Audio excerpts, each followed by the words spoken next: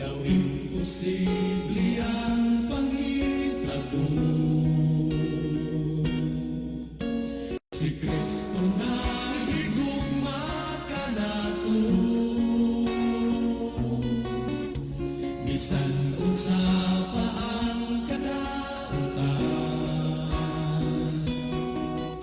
sa krus kita iyang giniluan. Walay laing higayon nga aton paabuton, kamatayon ni Jesus di nasuglion. Sa dihang isa lain niya ako,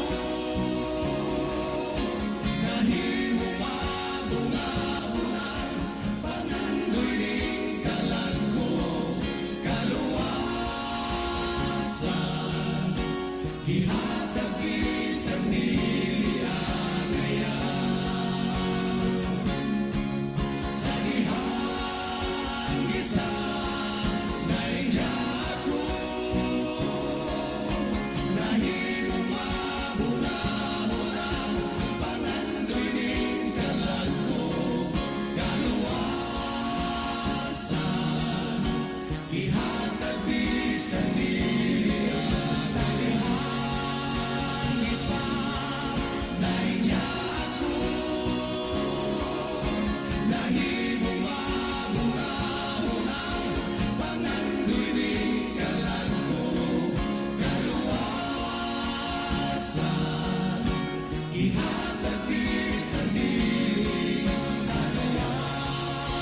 Kaluwasan gihatag bisan nilian. Kaluwasan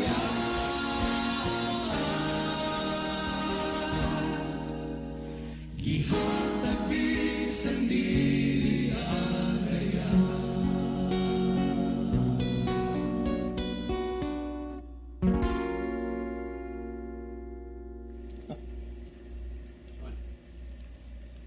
Okay mga higala, once again, welcome sa atong nga programa kini ang Maing Balita. Magampo kita. Dalang panan ug maluluyon namo nga Dios nga naa ka sa tronos kitasan sa mga langit. Niining taknaa sa gihapon kami magpasalamat sa kahigayunan nga imong gitugutan nga ang mga binhi sa kamatuoran masabod dinhis kahanginan. Panalangini ang tanan nga mga nagapaminaw. Hinaot pa Ginoo nga ang influensya sa Espiritu Santo magabuyo sa ilang hunahuna ug kasing-kasing nga ilang masabtan ug mahangpan ang mga pulong sa kamatuoran. Daghang salamat o Dios sa imong pagtubag ug paghatag sa among gipangayo pagadawato namo kining tanan tungod lamang sa kang Kristo nga among matuod nga Dios ug manluluwas. Amen. Okay mga higalas, makasa pa, welcome nitong programa sa Kanginan. So sabi sa nasa man kamo karon nga dapit nagasunod og nagsubaybay nini atong programa, maingon man nagasunod mo sa atong radio program o maingon man sa Facebook Live kamong tanan sa kinasing-kasing amo nga ginapasalamatan sa pagsunod og pagsubaybay nini atong programa sa Kahanginan.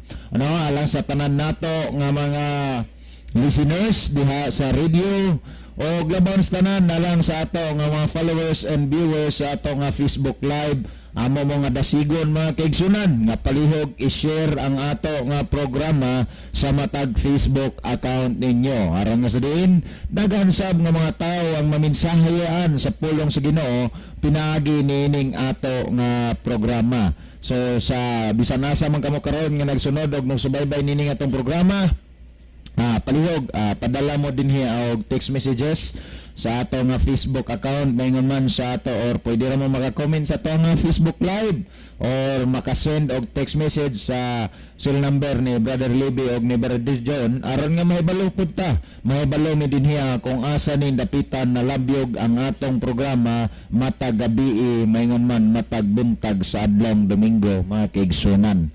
Now, karon mga kaigsunan, ato dahil nga pasalamatan ang atong mga kaigsunan din sa San Remigio Church sa ilang mainiton nga pag-abi-abi kanamo kaganiha uban sa mga opisyalis sa Kabatanunan sa May Dalako Kubini Fellowship.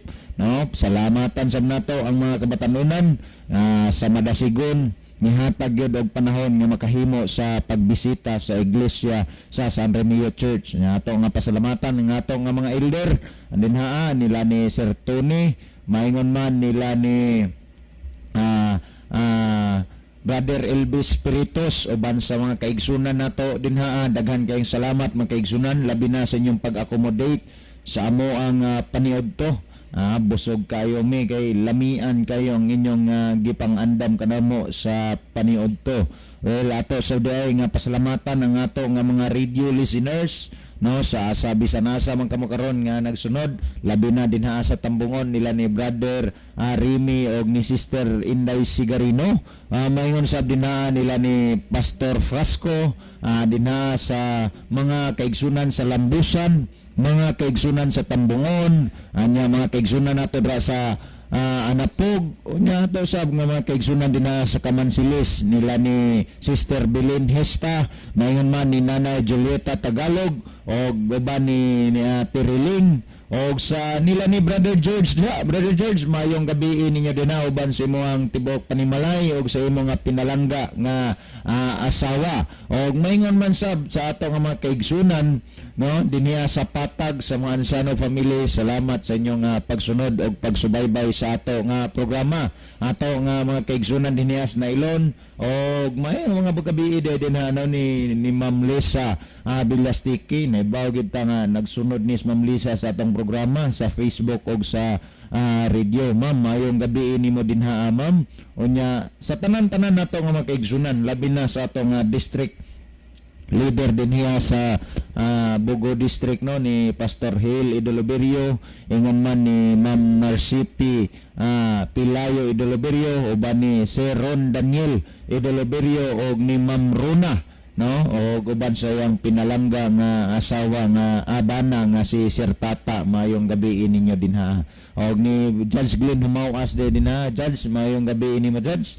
May man sa tamang kaigsunan sa Bugo, nila ni Dr. Konkon Lubitanya uban sa mga kaigsunan dinha. Nya mayong gabi day ni Engineer Ernie Katayas no engineer, mayong gabi ni mo dinha engineer. Nya sa ato sab nga mga kaigsunan dinha sa Distritos Banbantayan, sa Nazaret o sa Taytay, sa mga Idar family, Noya family, Marikit family, Gayaris family, mahayong gabi ninyong tanan dinha sa Ariglamos family. Mayong gabi day ni Mr. and Mrs. Lucy and Butsi Ursal dinha sa Bakhawan, Kiabots. Mayong gabi ninyo dinhang tanan uban sa inyo nga mga kaubanan sa inyo nga panimalay. Nya mayong gabi ni Kiaili Nuria. Kiaili, mayong gabi nimo dinha. Nya ibaw gyud ko nga naminaw gyud ka sa tong programa. Inaot nga naa ka sa mayon pagkabutang dinha karon. From time to time Kiaili mo bisita na sab siguro mi dinha sa imuha. Nya ni mayong gabi ni Tatay Mariano Moralde og ni Tatay Vicente de la Rosa dinha sa Paypay. Mayong gabi ninyo dinha. O mga kaigsunan nga tutas pagpadayon sa programa, siguro sa Brother John doon ay mga basahon nga mga text messages sa iyang cellphone. Mas may siguro Brother John nga imo nang iban-ibanan na gamay. Ako yata pa Okay. Okay, ato ning kuno ning cellphone atong basahon ni sir, maayong adlaw nga igpapahulay.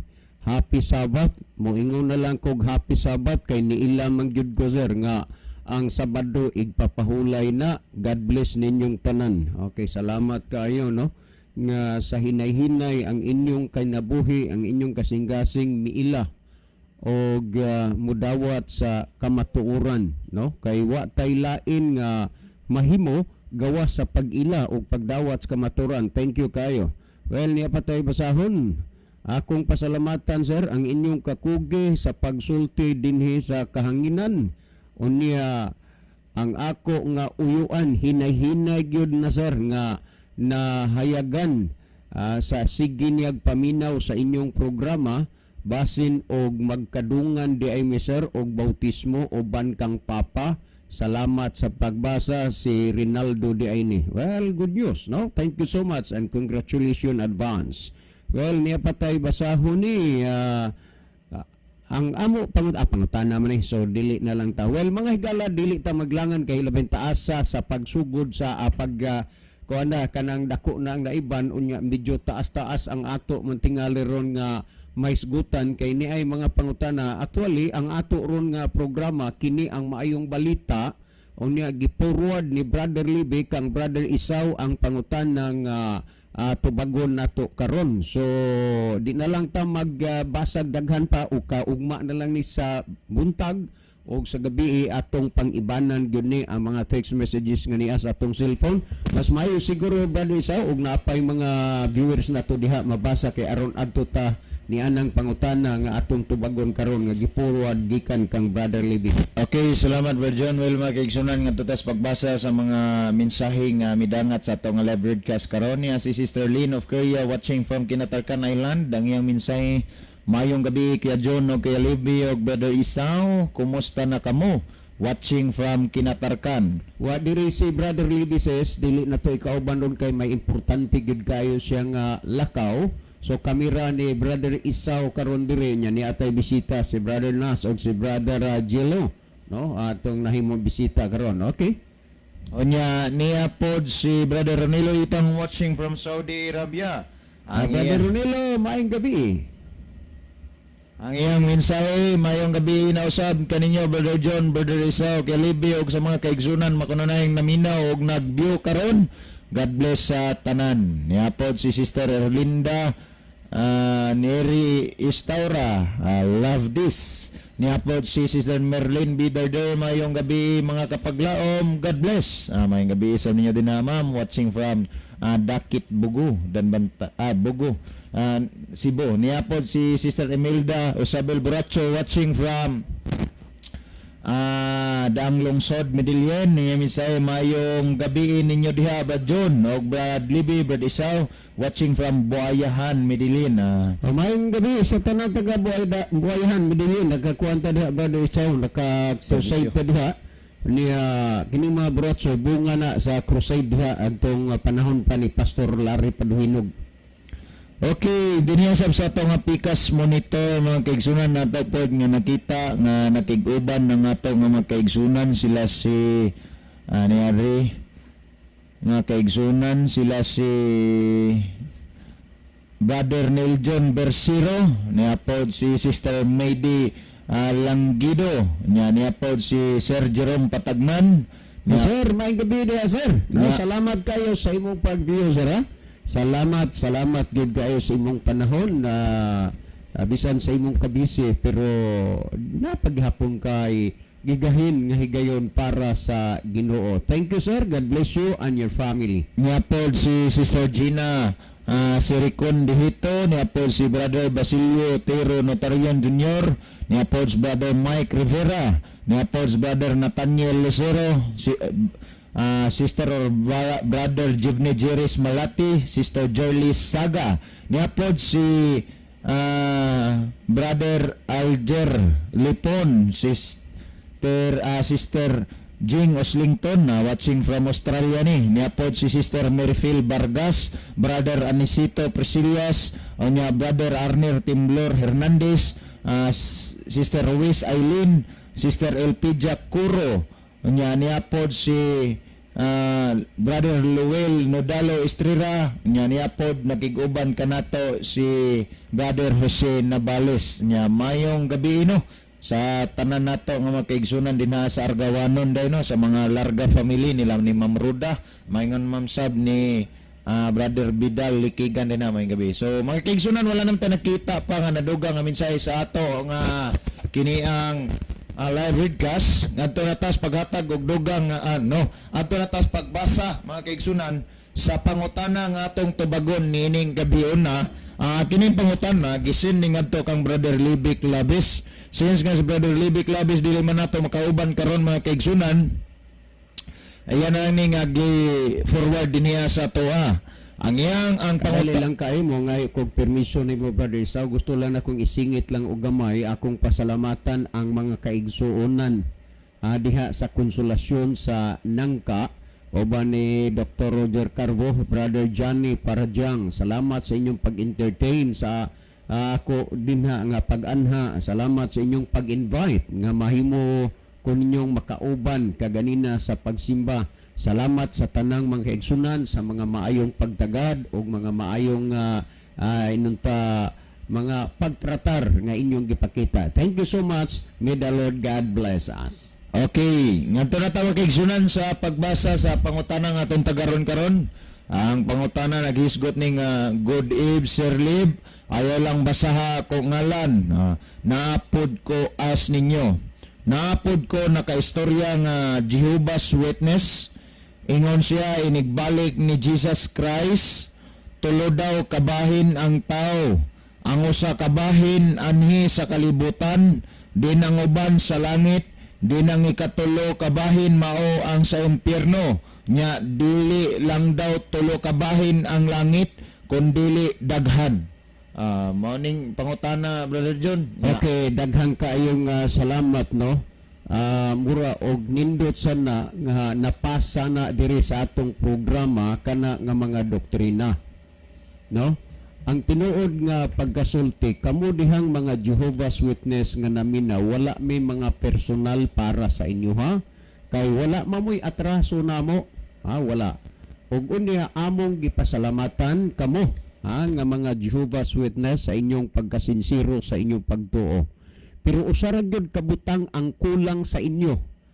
Ang pagsusi ra gyud sa kamatuoran sa balaang kasulatan kung tinuod ba kanang mga pagtulunan o doktrina nga gitudlo sa inyo gikan sa Watchtower. Kung duna may mga membro sa Jehovah's Witness, ayaw mo pagkakuan ha kay wa mi personal nga kuan sa inyo. Pero pwede ba nga inyo ko nga i-report dito sa Watchtower nga nag-ingon ko nga kining inlang gitudlo nga mga doktrina sa inyo sayop ni? Kay basin pa lang og ang taga Watchtower magpadala diri og representative aron maistoryahan na kay kaanugon sa inyong mga pagtuo og kahago nga mura laman hinuon mo og nauto-uto nga wa mo'y pagsusi kung tinuod bagyod pod na ang gikatudlo o inyong nadungog gikan sa inyong mga pangulo gikan sa Watchtower. Ang nakalisod pod ninyo kay inyong giadap ang gitudlo sa inyo nga di na mo maminaw og uban pang mga bahin sa pagkinabuhi diha sa Ginoo. Pero kung atong susihon gyud tan-awa ha, buhat 17:11 nag-ingon kung kining mga Hudiyo mabuot pa sa mga Hudiyo dito sa Tesalonica kay ilang gisusi ang kasulatan ilang gisusi ang adlaw-adlaw aron sa pagsuta kung tinuod ba ang mga butang nga gikasugilon kanila. Kanang mga butang di ay nga atong nadungog og nabati gikinahanglan ana ang pagsusi diha sa balaang kasulatan kung tinuod ba. Ang nakaproblema magud ani sa inyo, salamat sa inyong pagkasinsiro. Pero ang problema kamo mismo gyud walay pagsusi kung tinuod ba ng mga butanga nga gikatudlo sa inyong labaw gikan sa Watchtower paanha sa inyo. Akong balikon, kung naa sa inyo naminaw, please ko, pag-report dito sa Watchtower nga nag-ingon ko sayop ng doktrina nga gitudlo sa inyo kay aron nga ilan ng tagaag atensyon magpadala og representative dire aron ato na nga istoryahan makapruiba ba mo og tinuod na niya. Nahibaw mo nga kini nga programa based on the Bible ni. Tanawa ha, ning lutaw na gyud kung unsa gyud na ang pagkasayop. Tanawa, dunay tulo kabahin, nga matud pa sa pagbalik ni Kristo kay may mga tawo nga adtos langit, may mga tawo nga anis yuta, may mga tawo adto sa impyerno ug unya ang langit dili kay tulo kabahin lang kundi daghan. Diha na problema. Ang Biblia nagtudlo og tulo ka langit. Ang unang gisgutan kanang gitawag og atmospheric heaven, pangalawa the starry space, ang pangatlo mao nang gitawag og God's dwelling place. Pero kining tulo gipamatud-an na sa Biblia pero ilang gipun-an nga mas daghan pa ang langit. O kung kamong mga membro sa Jehovah's Witness nga doon na mo'y ikapakita nga bersikulo o teksto nga gawas nining tulo ka langit, doon na pa'y daghang mga langit, hala ipadala na diri sa atong programa kay aron nga kami personal gyud dinis kanginan musulti nga sayop di ay mi sa amo nga gitudlo. Pero kung wa mo ikapakita, ika-text dire, suri na lang yun kay kini nga programa, nagtudlo man nagbase sa Biblia. Una, na ako'y daghan nga mga libro, mga magasin. I'm sorry ha, dili ni nambog. Pero ako mong pasaligan kamong mga membro sa Jehovah's Witness, nga mas daghan pa na ay mga libro nga naan ako nga wa diha sa inyo. Ug wala say doktrina ninyo nga wa nako mahibalui kay kanang sobra sa 60 ka topic sa inyong doktrina naana sa ako ug ako ginang gitun-an pag-ayo ug akong nakita 96% 4% lang nga nasubay sa Biblia, 96% sayop og naghatag lang og kaugalingong konklusyon sa mabasa ang inyong mga pangulo. Una, kanang gisgutan nga may mga taong maadtog impierno. Wa man mo mutuog impierno kay ang kanang impierno inyong gipasabot sa inyong mga libro, jihina man na ang inyong pagpasabot karon kay tulo maghadiani ang adtuan sa pagbalik ni Kristo. Tanawa kung mao ba ni gitudlo sa Biblia. Una, may moadtog langit. Ikaduha, may anirasyuta. Ikatulo, may adto sa impierno. Ang tinuod pagasulti mga kaigsunan, palihog. Kanang murabag ang image sa inyong doktrina, inyo ning isave nga mapribahan ninyo ni. Wala na gitudlo sa Biblia nga dunay tulo nga adtuan sa tao. Tandaan ninyo na. Tanawa ha, sa pagbalik ni Kristo, ingon ini. Mateo Kapitulo 25, versikulo 31, hangtod sa 34, ug paingon sa 41. Wala gihisgutan dihang tulo kadapit. Ang gihisgutan diha, duha ra gyud. Gingharian sa langit, ug impierno. Pamati ha, Mateo 25, 31, ngadtos 34, then 41, ato ning tanahon. Og inig abot, nanawa, Mateo 25, 31, correct me if I'm wrong, pero nahibaw kung naamo dihay mga Biblia. Unya, kanara bang mga Biblia ron nga naas inyo, lahi na ni adtong mga Biblia nga inyong gipangdala. Kay nga naman, gitawag nga New World Translation o kaugalingon ra gyud na nga interpretasyon sa inyong mga Bible scholar o dili na siya accepted sa WBS. You know what is WBS? World Bible Society o sa PBS, sa Philippine Bible Society. Dili na acceptable. Nga naman, tungod kay ang inyong mga Bible scholar kinaugalingon ra na nga hubad-hubad nga gibase sa inyo nga pagtuo. Sa klaro lang, naamang ko'y Biblia sa inyong unang gipangdala o sa karon pod sa New World Translation. Niya ang gihisgutan. Sumala sa Mateo 25, 31, og inig abot na sa anak sa tao. Kining word nga anak sa tao, referido ni ngadto kang Kristo. Og inig abot na sa anak sa tao, uban sa dakong himaya og sa iyang mga manlulunda, siya magalingkod diha sa iyang mahimayaong trono. Ang gisgutan trono, period na diha, bisag inyo nang talaan ron, period. Pag trono ang hisgutan, it means hari. Kay wa mangyoy magalingkod og trono nga dili hari. Mao na nga si Kristo giila nga he is the kings of all kings and lords of all lords. Og mauni ang pagbalik ni Kristo uban sa dakong himaya, uban sa mga manulunda, magalingkod siya diha sa iya may mayaong trono. Unya tan-awan ni og tulo ba ni kabahin? Ang tao, may langit ba, may impierno ba o may yuta?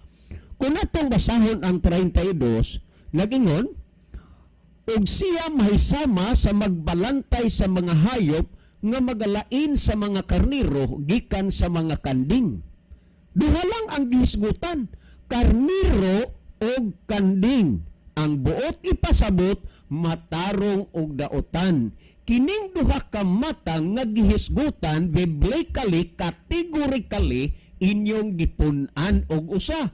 Unsay tuyo sa pagpuno aron ma-insert ang inyong sayop nga pagtuo og doktrina. Ha? Nga naman. Ang gihisgutan, karniro ug kanding.